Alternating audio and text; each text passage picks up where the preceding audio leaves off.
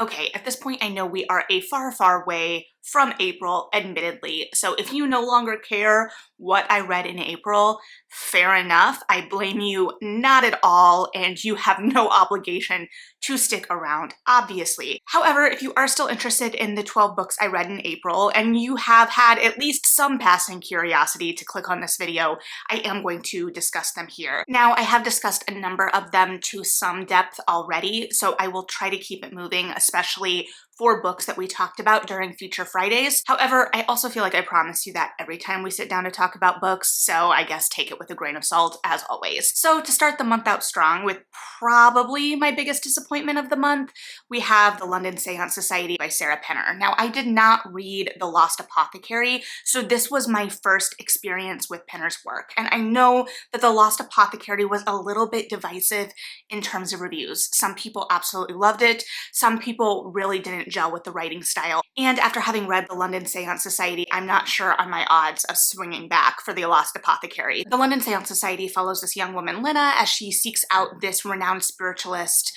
after the death of her sister. She is hoping that this woman, who her sister had actually studied under for a period of time, could help solve the mystery of her sister's death. And in the process of linking up with this spiritualist, there is some admitted sexual tension between the two of them, but they also get embroiled in this larger mystery that we find out through other points of view Lena's sister is also connected to. So it's about untangling this mystery, untangling these feelings, and getting some sense of resolution for Lena in regards to her sister so she can move on. Now, I think that the relationship between Lena and Baudeline, as I said in my Future Friday, the spiritualist that she has sought out, is the strongest part of this book, and unfortunately everything else just kind of fell apart for me. This is such an interesting setting in terms of time and era, but also the kind of thematic place we're sitting in with the kind of spiritualism era of the Victorian time, but also the thematic kind of place we're sitting in terms of spiritualism, and it just never manages to feel anything connected to that area. It really shies away from the seances outside of the kind of climax of the book. We start with the seance, so it should be a very active start, but it feels kind of like a shadow of it, and we are interrupted in the middle of it and then kind of pick back up after it's all over. And while I do think that that was purposeful, because I think as readers, Penner wanted us to be like Lena and kind of on the edge of belief and disbelief and struggling with whether we believed in the supernatural in some way. However, in her choice of point of view, we had third person for Lena and first person for this other character that kind of intertwines with this other story. However, this first person point of view really ends up showing the hand in a lot of ways. If you have read books before, the odds are you are going to call some of the twists. And that's no shame if you didn't call the twists. I want to make that clear. And if it felt more intentional with that showing of the twists, I would have been more interested, I think. However, if it was intentional, which it absolutely could have been, especially with the style she was playing with, I wish it had been interrogating or in conversation with something a little bit more actively. It just really fell flat, unfortunately, for me. So I really, really wanted to like this one, like I said, but ultimately, I was really underwhelmed by it. So that kind of stinks. But again, I have a more in-depth analysis on a Future Friday. And then I read a short poetry collection from last year, Unlock Your Storybook Heart by Amanda Lovelace. I read this while at the library uploading my Future Friday for the London Seance Society because I had that going up a weekend I was home for my grandmother's birthday and Easter, and the internet across 2 counties went down. So I had to go to the library and needed something to fill my time. So I picked this up because I've read some of Lovelace's other work, primarily I believe through Hoopla, and this is the third in a series that I haven't read, and it definitely felt in line with a lot of the work I've read before.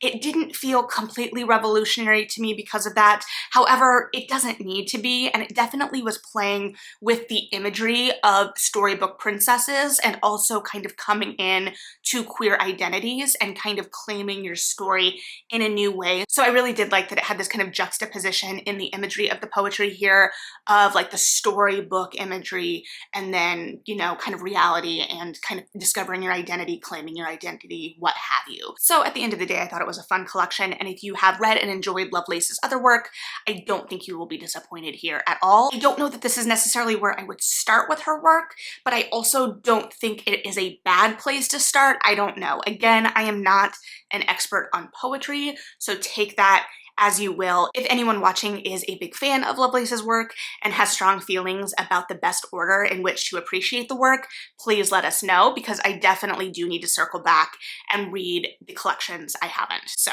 that is how I read that one. And then I went ahead and actually finished the book I should have had finished in March for Romance Book Club, and that book was Culty by Mariana Zapata. This was my first work by Zapata, who I know is incredibly popular, especially based on the number of Goodreads ratings alone. However, this was a little bit of a sell to Romance Book Club, a little bit trust the process and trust the person who is recommending we read this. And I absolutely do trust Kelsey in terms of what she is telling me to read in romance. So we read this, 570-page slow burn soccer book. Now, I know there are a lot of conversations in the kind of romance space, especially in terms of Kindle Unlimited and what it has done for pacing for romance books, because 570 pages is pretty long for a romance. Now, this doesn't read like 570 pages at the same time.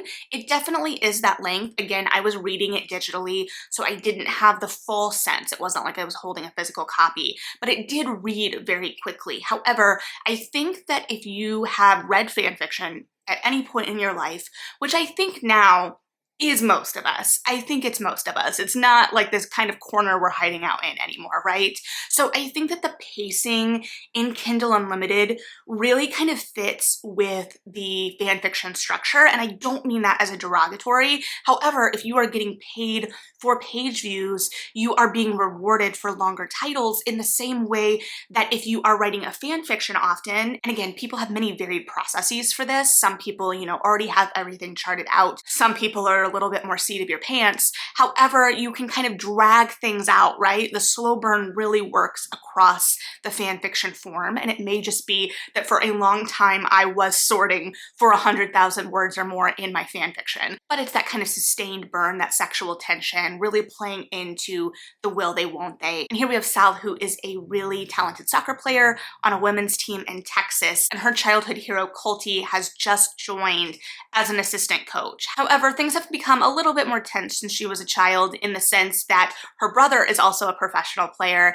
and Culty and her brother at some point had an altercation on the field. Her brother ended up injured, so there's a little bit of bad blood there. However, there is still this intense love for the way that he got her into the game. But when he shows up to the team, he's very aloof, he's not talking to anyone, and we don't really get much of an interaction between these two characters for a long time. And this is told through the first person. So that is kind of a shift too, in terms of I, as a romance reader, tend to gravitate or enjoy books that shift between points of view a lot. However, in book club, someone brought up an excellent point. Thanks, Finn. Your writer instincts really are shining through here, that we as readers kind of needed that first person distance in this for a lot of the burn and the tension and all of the kind of natural growth of this relationship to be organic. So there were definitely other ways you could attack the story, but I think that the first person really did work here, and that real slow growth, because it wasn't really slow like indifference to a little bit of antagonism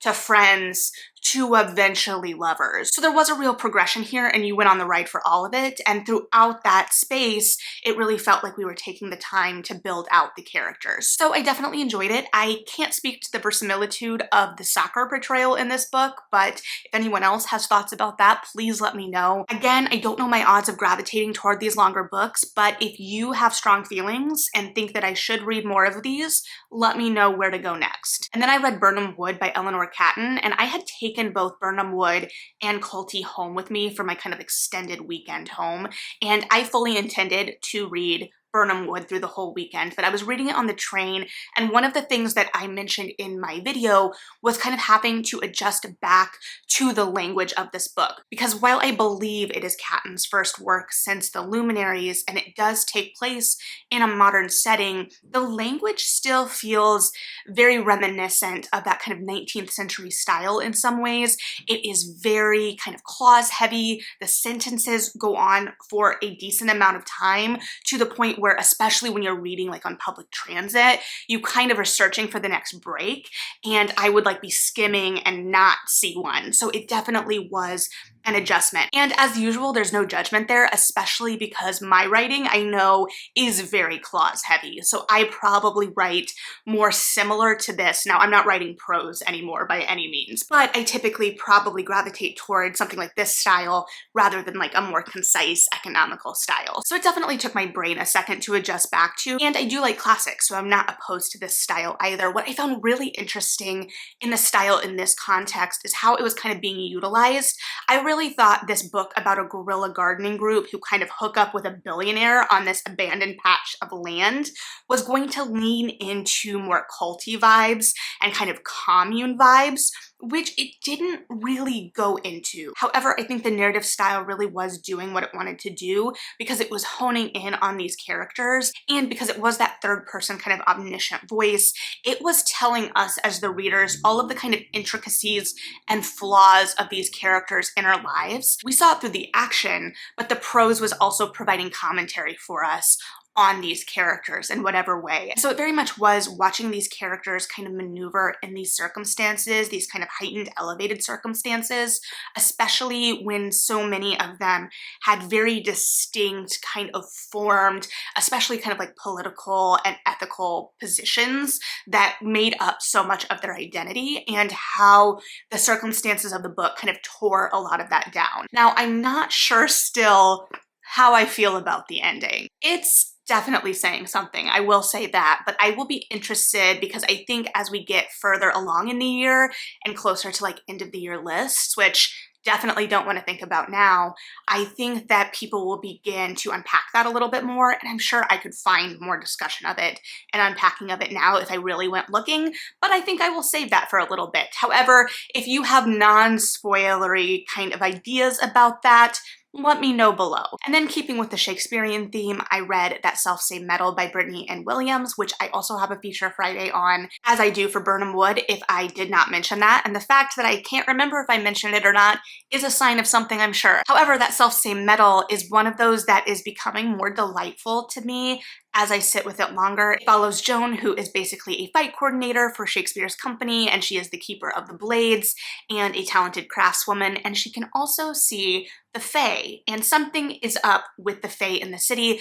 after her godfather goes missing, after telling her that there's some ritual that needs to happen to kind of keep the agreements that keep everything at peace in place. And so then things start to go awry, and her twin brother are kind of scrambling as Orisha in the city of London to figure out what's going on, and Joan is at the center of it for sure. And this is setting up a series which is so delightful. It has Shakespeare as a character in a really fun way. I love the place it's establishing. I love that we as readers get to explore the place. I love the tone of it. It has kind of that danger for sure, but it also feels a little bit more fun and whimsical. It's potentially introducing readers to Shakespeare in a really fun and engaging way, and just making the place feel alive for all of the good and ill with that. And I just think it's a lot of fun. I'm really excited to see where the series goes, and it's one of the most just fun things I've read so far this year. So especially as we are coming up on the summer months, where you need just like a quick book that kind of keeps you engaged, keeps you moving for the beach or the pool or what have you, definitely consider this one to slip in your bag. And then I read Fence Volume 5, which is the first graphic novel volume we've gotten, I believe, since the 2 novelizations came out.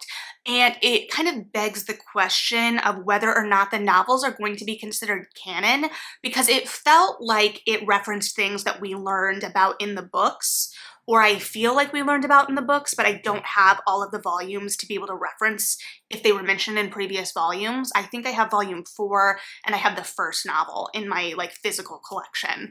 And so I don't know, it felt a little repetitive because they were like excited to go to this conference with a bunch of different schools competing. However, in the books, they had been to a summer camp of sorts. So they were treating it as kind of like this first expedition out, but we'd had this thing. And the characterization, especially between Seji and Nick, I don't know if it was really working within the context that we had built in the books. It felt like we weren't really moving within the characterization that much as well. Not really sure how much this volume kind of pushed the story forward. It was a lot of fun to sit in, but especially now because the volumes aren't coming out with any sense of regularity, and I haven't heard anything about another novelization in the works. Correct me if you have heard something, but it just felt like as a reader, I wanted to move the story a little bit more. I wanted to feel like we were going somewhere because we don't know how much we're going to get or how far it will take us. So I enjoyed the time. It was a fun atmosphere as usual. I do appreciate a good slow burn. I read all of Culty. However, I would like for us to maybe burn just a little quicker, just like maybe trim the wick, get some foil around the candle, and just kind of work on getting those edges burned down with the rest of the candle. That metaphor makes absolutely no sense, but I really committed to it. So here we are. So a good installment, especially if you enjoyed the world, and a great palette cleanser, and hopefully we will get more from this world sooner rather than later. And then I read for Romance Book Club on time, A Night to Surrender by Tessa Dare, which is the first in the Spindle Cove series, which I have been meaning to read ever since it really gained a lot of traction in online spaces after the release of Bridgerton. In terms of Spindle Cove and The Wallflowers were the two series outside of like Beverly Jenkins's entire body of work that I was seeing kind of recommended for adaptations the most. And so I was like, I have read both Lisa Kleypas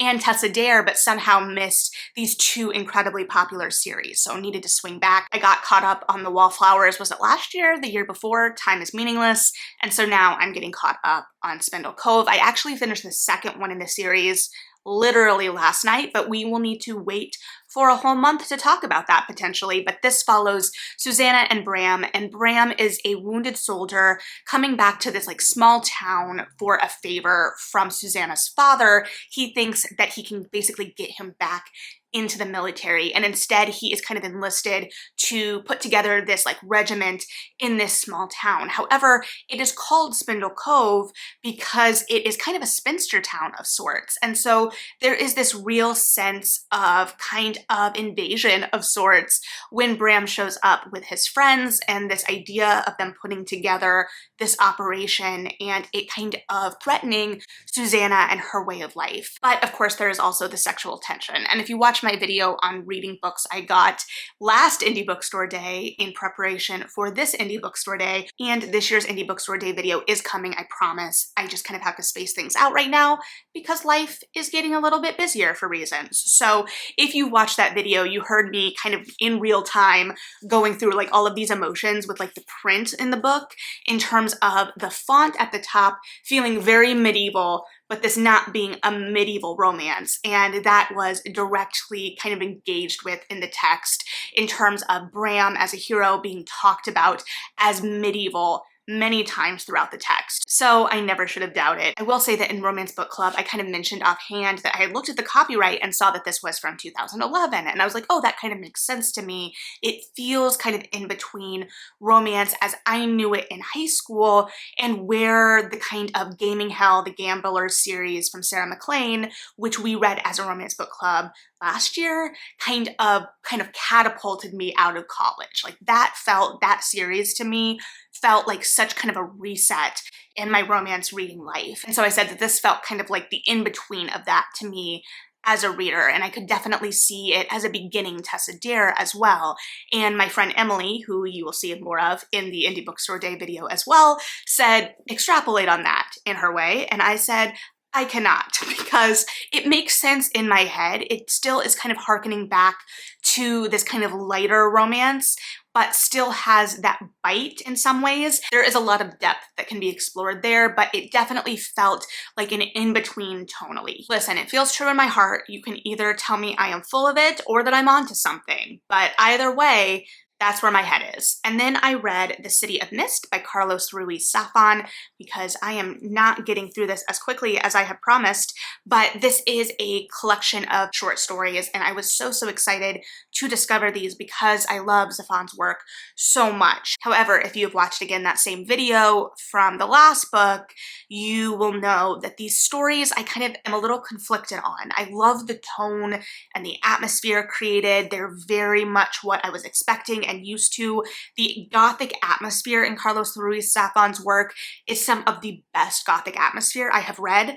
However, in this kind of collection of short stories, the way that women were portrayed in them, I really struggled with because they were often going through kind of horrific, awful things on the side of a man's journey, and their pain and suffering ended up feeling like props. I don't know. It's not that I didn't enjoy it. It's just that collectively, when you read story after story back to back, you were like, I am noticing a pattern and I don't know how I feel about the pattern. And so if you have also read this, I would be interested to hear what you thought about that pattern for sure. And then to keep it moving along, I read From Bad to Cursed by Lana Harper, which is the sequel to Payback's a Witch and follows the sister of one of the love interests in Payback's a Witch, as well as one of her allies from the first book.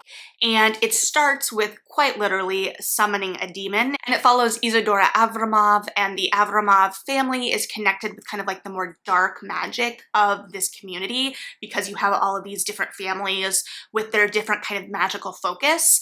And so she is kind of in charge of running the haunted house every year. And this year, since the families are a little bit more on equal playing field, they have a little bit more opportunity for revenue and the kind of tourist dollars.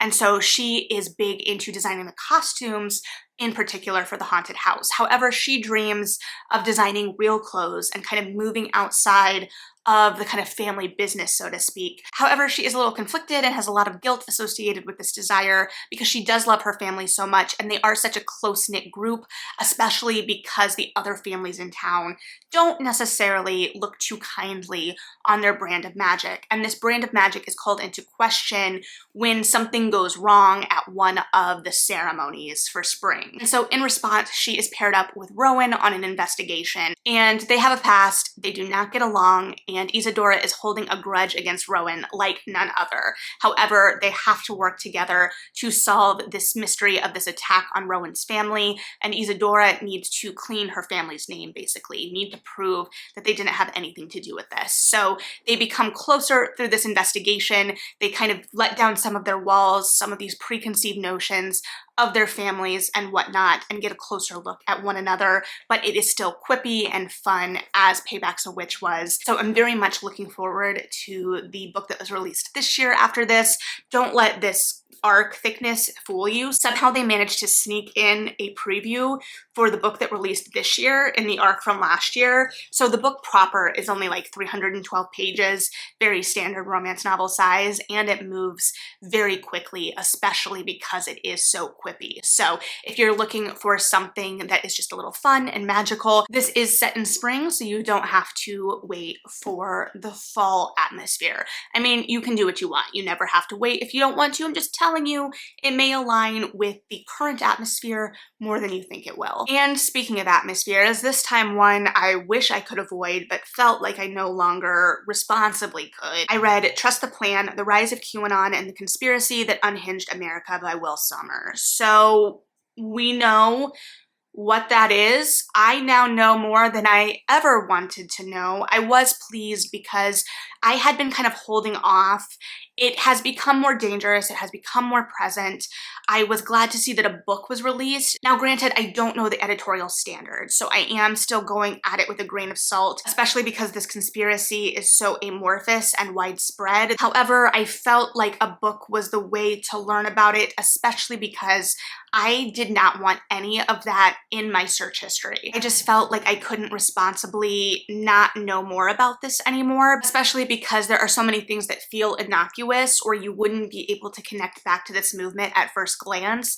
if you didn't know what was going on, and there are still things that I'm sure I am completely unaware of. And on one hand, I would like to stay that way, and on another hand, I do want to acknowledge the kind of size of things at this point. I know I'm speaking very vaguely, but if you need an overview on how something that to most people would look like a troll post on 8chan, I think it started on 8chan, I should know because I read the book, and has turned into something with dangerous political momentum and power, this is a great place to start. I just wish we didn't have to start anywhere, but a very interesting look at subculture. I am very interested, this is obviously kind of the more historical overview of it, historical as it stands now, and it does go into some of the mindset of a lot of this, but I am particularly interested, I think, in this idea of cult thinking online and how people can kind of be indoctrinated into cult thinking online, especially because when you think of like that high level mind control in cults, it's usually attached to some level of control or like sleep deprivation or influence of some other kind. So it's very interesting. It's disturbing and it's interesting. I think that this particular brand will be much more interesting when it is less of a real and present danger. But for now, I'm grateful to be able to have a more baseline knowledge about it without introducing it into my search history. So if that is also something that you are interested in, this exists. And then we have A House with Good Bones by T. Kingfisher, which I also talked about in a Feature Friday. This is a kind of twist on a Southern Gothic and a haunted house tale. It is admittedly another entry into our houses haunted by intergenerational trauma category, but a category that I am clearly very attracted to, but that makes everything feel a little bit more charged. The stakes are a little higher. You have that external and internal kind of conflict there. And I think it's tapping into something very interesting symbolically while playing with these ideas. I also find it very interesting, and again, this may just be based on the narratives that I personally am drawn to, but that usually it is women at the center of these stories, and that our protagonists are women or young girls or what have you, but it's women kind of dealing with how things have been passed down the line in some ways. And what I appreciate about this too, and I mentioned this in my Feature Friday, is that Sam, our protagonist here, is dealing with this, especially in relation to her grandmother and the kind of legacy of her grandmother in her house, her mother's house, this house they grew up in that once belonged to their grandmother, and her coming back and seeing how pieces of her grandmother have creeped back into this house. However, she is kind of a united front with her mother in this book, even when her mother is behaving oddly and in ways that concern Sam and maybe sometimes could potentially trigger her in relation to her relationship with her grandmother. Sam is always looking out for her mother, and she recognizes that her mother is behaving oddly, but she also has a lot of compassion, especially when she is recognizing or kind of contemplating that her mother maybe has delayed grief from her grandmother's passing, despite that her grandmother wasn't so great to them. So she tries to be empathetic to that grief and kind of give her mother a space with that. And so I think that even in this very short book, it both builds that tension and that kind of menace. It has a great kind of movement to the voice. The prose is engaging, the dialogue is snappy, but it also is incredibly layered and nuanced in a lot of ways. And so I think that it was just a really engaging and fun read while exploring some deeper things. And I appreciated that it presented a mother and daughter as kind of a united front against this family history and this legacy, and how they are going to break this cycle in whatever way. I'm not sure how I feel about the climax, but I also say that for like every haunted house book, so take that as you will. And then finally, and this is going to be another read the title off, The Curse of the Marquis de Sot, A Notorious Scoundrel, A Mythical Manuscript, and the Biggest Scandal in Literary History by Joel Werner. I did this on audio from the library, and unfortunately this one didn't really work for me in the way that I anticipated and hoped it would. And I'm actually just going to read my kind of cursory review on it because it distills my thoughts in a way that I am afraid I am not able to articulate right now. Not that this is insightful and like genius by any means, but just that it's a little bit more gathered than this blathering may be. So I said, unfortunately, while there were a great many interesting elements at play, and there was an attempt to dynamically explore those elements by switching back and forth between the history of Sod and the story of the manuscript, this ultimately fell flat for me. The switching between timelines often confused action, particularly in relation to the movement of the manuscript, though I was also listening on audio. It felt like the story lacked narrative focus and what it truly wanted to explore, and the explorations as they were could feel a little surface level at times. This has a notorious figure, the French Revolution, a mysterious manuscript, and a literary Ponzi scheme, and yet I didn't really feel the propulsion of any of it. Also, potentially minor, as it was only one occurrence, but Mores was pronounced wrong in the audio, and that threw me. So this is kind of going back and forth in time between like the exploration of the Marquis de Sot as an individual, and then the kind of history of the movement of the manuscript of the 120 Days of Sodom. Now, I admittedly have not read anything by the Marquis de Sot. I think like the naughtiest classic I have read is Venus and Furs, which I read in preparation to see Venus and Fur on Broadway. Are we shocked? We're not shocked. Anyway, so I was interested in the exploration of Sod. I was interested in this kind of myth that had been built around this manuscript. I was almost expecting kind of like a literary The Feather Thief from this, but like I said, it just ended up feeling like it lacked focus. I didn't really know what I was supposed to walk away with. Not that I needed to walk away with a moral, but just that like I didn't know where we were going or what anything was building to. And I appreciate that the switching back and forth was to add something more dynamic, and I appreciate that we were learning a little bit more about the Marquis de Sade in order to have a little bit more context in terms of what this manuscript was and its kind of significance.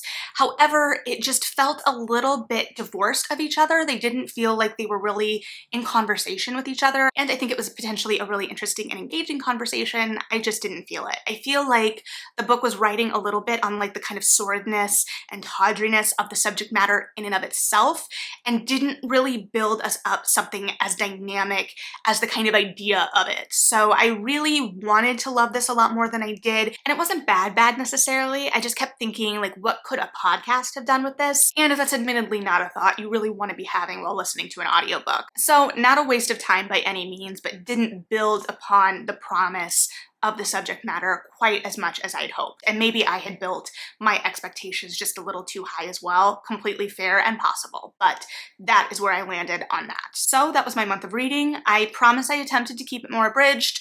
Don't know if I really succeeded there, but it is what it is. Let me know if you've read any of these books, what you thought. Let me know what you read in April, which was so many moons ago now. There's been a whole, like lunar eclipse since then? I don't know. I feel like I heard about it. But if you have strong feelings about your own reading life in April, let me know. Thanks for hanging out and listening to my thoughts as usual. Like and subscribe if you feel like it. Read something good, and yeah, bye.